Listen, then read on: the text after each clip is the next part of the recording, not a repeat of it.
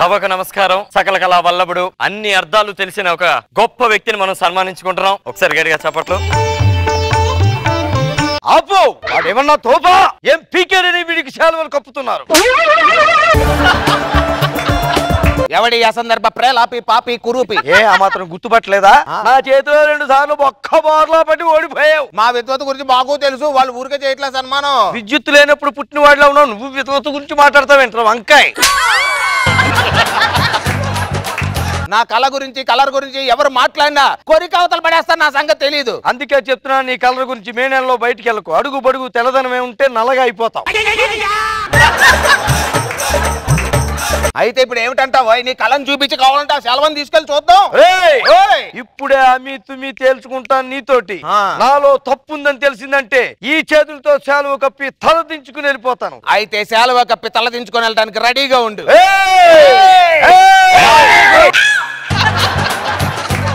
మేము ఆడిటోరియం తీసుకుందే అరగంటకి. దయచేసి మీలో ఎవరో ఒకరు తేల్చుకుంటే ఇది కప్పేసి వెళ్ళిపోతాం. వీడి మొహానికి అరగంట 10 నిమిషాలు చాలు. చుట్టూ అవతల పడేను. 5 నిమిషాల్లో అసలు నువ్వు ఇక్కడ నుంచి ఉంటావో వెళ్తావో అది చూసుకో.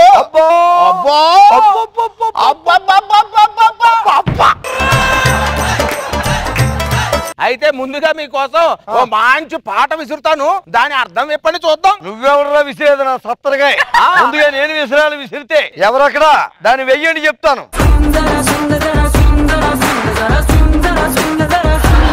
విప్పు. ఏమిటి విప్పేసి చిన్న పిల్లవాడిని అడగాల్సిన ప్రశ్నలు మమ్మల్ని అడుగుతున్నావు? నిజమే, చిన్నపిల్లల్ని అడగాల్సింది ఏనుగు పిల్లల్ని అడిగాను. ముందు నీకు వస్తేం లేదో అది చెప్పు. ఆ సినీ కవి ఎంతో చక్కగా చెప్పించాడు ఆ పిల్ల చేత. బంతి మామూలుగా ఇసిరితే వికెట్లు పడవు సుమా, కొద్దిగా స్వింగ్ వేయండి. స్వింగ్ వేస్తే వికెట్లు రటక్కని పడిపోతాయి. ఎవరు పడితే వాళ్ళు చెప్పేస్తే వినేస్తారా జనాలు? నేను గ్లామర్ బండి వచ్చాను స్వర్గం నుండి అంటే పైనుంచి చూసి చెప్పింది కాబట్టి స్వింగ్ జరా స్వింగ్ జరా స్వింగ్ జరా అని ఐపీఎల్ మ్యాచ్ గురించి చెప్పింది. సర్లే, ఇవన్నీ మేము చాలా చూసాం గానీ ఏదో పాటతో మేనేజ్ చేయడం కాదు.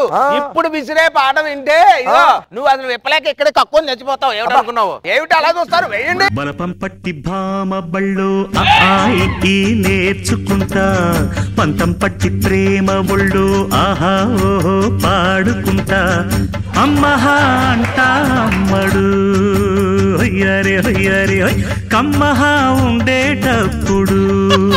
ఎవరండి ఆ సినీ కవి? ఇది ఒక విద్యారంగం మీద అతగాడు చేసినటువంటి కృషిని ఒక 20 ఏళ్ల క్రితమే జనాలకి చెప్పాడు. ఏమిటది? బామ కనిపిస్తే బలపం పట్టుకుని బామ ఒళ్ళో కూర్చుని ఈ నేర్చుకుంటా అని అతగాడు చెప్పాడు. ఎంత చక్కగా సెలవిచ్చాడు ఆయన. ఎలాంటి కవరింగ్లు మేము చూసాం. ఆ పాట సరే, ఇప్పుడు నేను విసిరబోయే పాటకి అర్థం చెప్పు. అప్పుడు నువ్వే అంటావు నేను ఓడిపోయానని ఒప్పుకుంటావు. నువ్వు ఇందాక విసిరావు, ఇప్పుడు నేను విసిరాలి. విసురు. వేసుకోండి.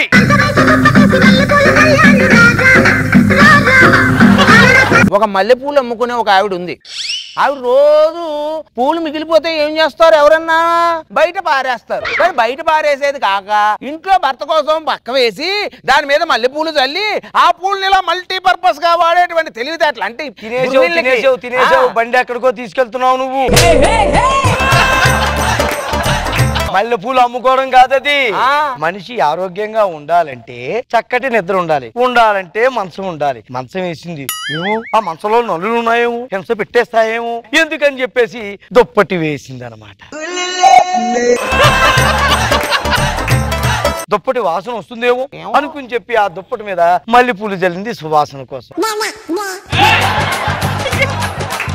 మతమేసి దుప్పటి వేసి మల్లెపూలు జల్లాను రారా రాజా అని చెప్పింది. అవన్నీ పాటల తర్వాత ఇప్పుడు మే వేసే పాటకు కూడా కాసుకో. ఈసారి చూద్దాం చెప్పగలరో లేదో అది కూడాను. వేయండి. ఎట్టాగా చెప్పేదో ఆవిడంది. ఇప్పుడు ఎట్టా చెప్పాలో ఏమిటో నీ మొహం అలా క్వశ్చన్ మార్క్ లా ఉంది. అర్థమైంది. వీడు మనసులో ఉన్న భావాలని మా మీద నెట్టేయడానికి చూస్తున్నాడు వీడు.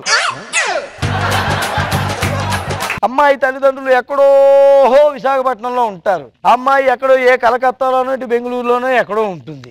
పెళ్లి చేసేసారు. అక్కడ అత్తమామలను ఆమెను ఏమాత్రం పట్టించుకోదు. మొగుడు ఉదయం వెళ్తే సాయంత్రం వస్తాడు. సాయంత్రం వచ్చేటప్పటికి మీ అమ్మ నన్ను ఇలాగందండి, మీ నాన్న నన్ను ఇలాగన్నాడండి. అప్పుడు ఎవరికి ఏం చెప్పాలో తెలియక ఆ మొగుడు లేకపోతే పెడేమని కొట్టాడు పెళ్ళాన్ని. అంతే దెబ్బకి ఎక్కడో విశాఖపట్నంలో ఉన్న అమ్మ నాన్న గుర్తొచ్చారు. ఆ సందర్భంలో అమ్మ నన్ను కన్నా అమ్మ బాబు గుర్తొచ్చారబ్బా ఈ మగాడి దెబ్బ.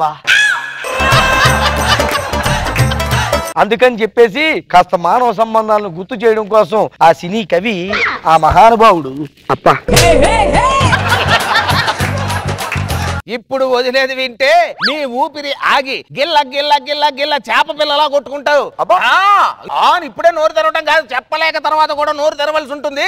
ముందు చెవులతో ఈ పాట వినండి. ఒరే ముందు డోర్ తెరవండి రా, వీడు బయటికి వెళ్తాడు. పాత రోజుల్లో గూగుల్ యాప్లు లేవు.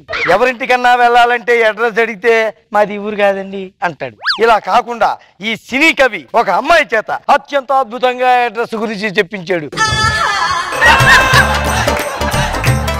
ఎంత బాగా చెప్పించాడు. డోర్ నెంబర్ 1-56 అడ్డు గీత సంథింగ్ ఇలా చెప్పాడు. సిల్క్ నగర్ లోకి వచ్చాయి, 3వ వీధిలోకి వచ్చాయి, నల్ల గేట్ ఉంటుంది, కొబ్బరి చెట్టు ఉంటుంది, సోఫా సెట్ ఉంటుంది, నువ్వు అక్కడ కూర్చుంటే నేను వస్తా అని చెప్పింది. అతిథి మర్యాద.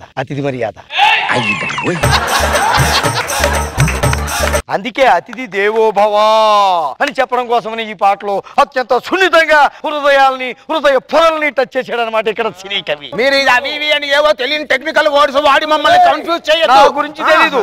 ఓడిపోయానని ఒప్పుకోండి, శాలువా ఇచ్చి వెళ్ళిపోండి. వచ్చిందంటే బిగించేస్తాను.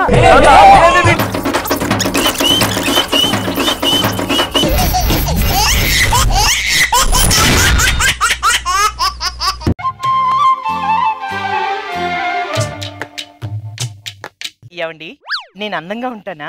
అదేంటి కోకిల అలాగంటావు? నీ అందాన్ని చూస్తే అనసూయ ఎప్పుడు మీనా గారు నీ సొగసును చూస్తే ఓ చెంచాడు చేబదుడు. నేనంటే మీకు ఎందుకండి అంత ఇష్టం? ఇప్పుడు తేనెటీకి తేనంటే ఇష్టం, రామచిలకి జాంపండు అంటే ఇష్టం, అలాగే ఇది అది నేచర్. మరి నేను నా ఫ్యూచర్.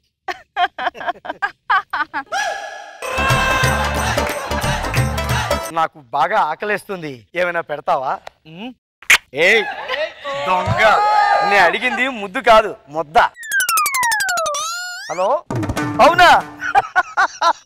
So cute. నేను అలాగే అనుకున్నా. అప్పటి నుంచి ఇప్పటి మళ్ళీ ఫోన్ చేస్తాను. ఎవరండి ఫోన్లో? నీకు తెలీదులే. ఫ్రెష్ అప్ అయ్యి వచ్చేస్తాను, ఓకేనా? అలాగేనండి. ఈలోగా నువ్వు భోజనానికి ఏర్పాటు చేసేయి. హలో, నేను ఈరోజు ఎల్లో టీ షర్ట్ వేసాను, 1 గంటలో నీ దగ్గర ఉంటాను, ఓకేనా? సరే బాయ్. మళ్ళీ ఎవరండి? నీకు తెలీదురా, వస్తానే ఇప్పుడే. తెలుసుకో కోకిలా. ఇదేంటి ఫోన్ కి లాక్ వేశారు?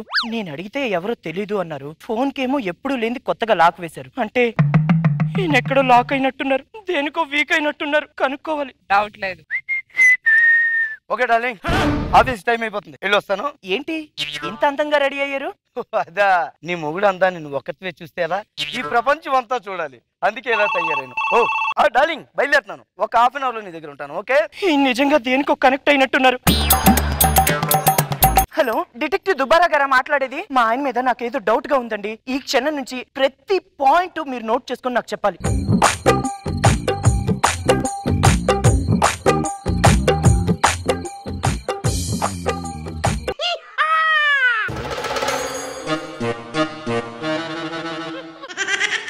ఎందుకని ఇలా నవ్వుతున్నాడు?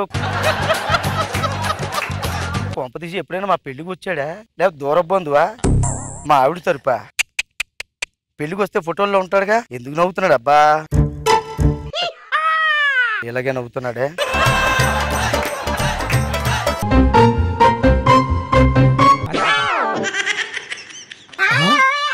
లాఫింగ్ ముద్దా ఉన్నట్లాడా?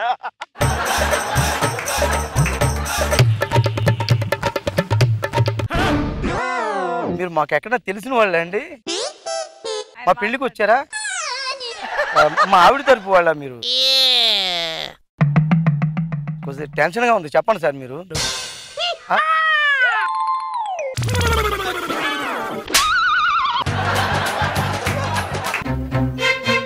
మ్యాగీ ఎరా ఇగో అర్జెంట్ బస్ స్టాప్ దగ్గరకు వచ్చి గాంధీనగర్ 2వ వీధిలో ఉంది కదా. ఎరా రాఘవా ఏంటండి ఆడెవరు నీకు తెలుసా? చూడు మెల్లిగా చూడు ఎట్టుకేసి. తెలీదురా ఇందాల నుంచి నన్ను తెగ చంపేస్తున్నాడు రాడు. కొడుతున్నాడా? లేదు. తిడతాడా? లేదు. టార్చర్ పెడుతున్నాడా? మరి ఏం చేస్తున్నాడు రా? నవ్వుతున్నాడు. అదేరా బాబు చచ్చిపోతాడు రా. ఎందుకు నవ్వుతాడో తెలియకుంటుంది. అయ్యా ఎవరు మీరు? నవ్వుతున్నాడేంట్రా? ఏం కావాలి మీకు? మామూలు టార్చర్ ఎందుకు పెడుతున్నారు మీరు? అప్పేమన్నా ఉన్నాడా? నవ్వుతావేంట్రా? అప్పు ఉన్నాడంటే ఏం కావాలి నీకు? రే పంది పందన్న నవ్వుతున్నాడేంటి రీడు? రే ఈ నవ్వుతున్నా చచ్చిపోయేలా ఉన్నాను రా. నేను వెళ్ళి ఉన్నాను పిలిచి వస్తాను. ఓకేనా? అక్కడే ఉండు. మీకేమైనా అప్పు కావాలండి? పోనీ ఏమైనా అడ్రస్ గురించి ఎత్తుకుతున్నారు? అడ్రస్ కావాలా? ఏం కావాలి సార్ చెప్పండి సార్. పోనీ ఏమైనా కావాలంటే తీసుకో.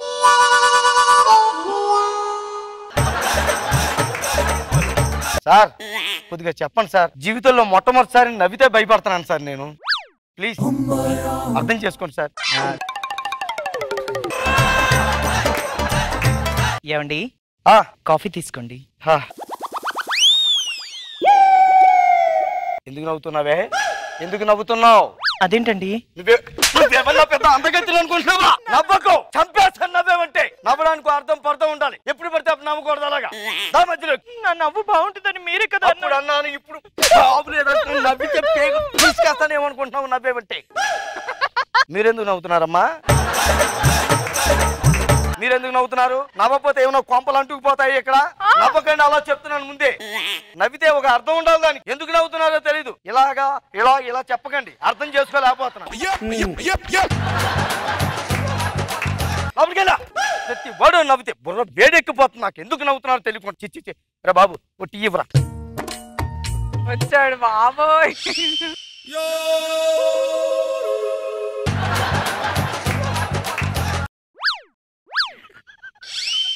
మాస్టర్ టీ తాగుతారా? కాఫీ?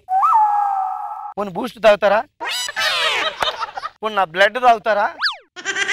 ఇప్పుడు మాత్రం మొహం బాగా వికసించింది.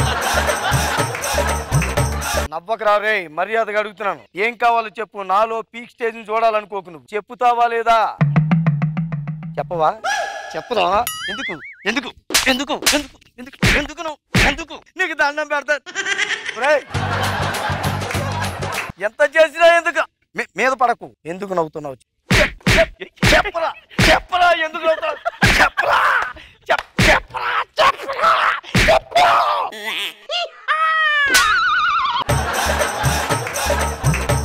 నీకు దండం పెడతాను రా. ఈ సీక్రెట్ ఏంటో తెలియకుండా చచ్చిపోయాను. నీ కాలు పట్టుకుంటా. చెప్పరా ఎందుకు నవ్వుతున్నా? చెప్పరా చెప్పరా. ఇంత జరిగినా కూడా చెప్పవా నువ్వు?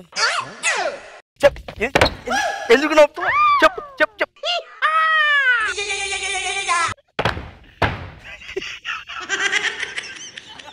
పిచ్చుడైపోయినాడు.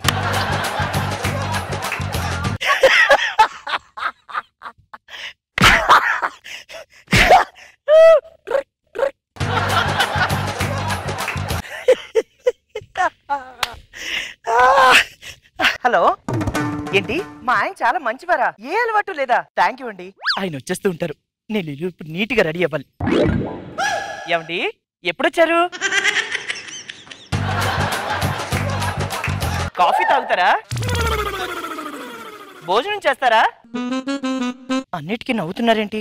ఏమండి భోజనం చేస్తారా? వీళ్ళ ఫ్రెండ్ కి ఫోన్ చేసి కనుక్కుందాం. హలో హలో, ఒకసారి అర్జెంట్ గా ఇంటికి రండి అన్ని గారు. అరే రాఘవా, నీకు ప్రమోషన్ వచ్చిందా? రే ఆడు జీడికి అనుకున్నట్టుంది ఏంటి? ఏమైంది అన్నయ్య? ఇంకొకటి తగిలేనమ్మా. టార్చర్ పెడుతున్నాడు నెల నుంచి. అంటే ఈయన మీద అనుమానంతో ఒక డిటెక్టివ్ ఆయన్ని. నువ్వు పెట్టావాన్ని? పిచ్చోడైపోయాడే. హాస్పిటల్ తీసుకెళ్దాం పదా.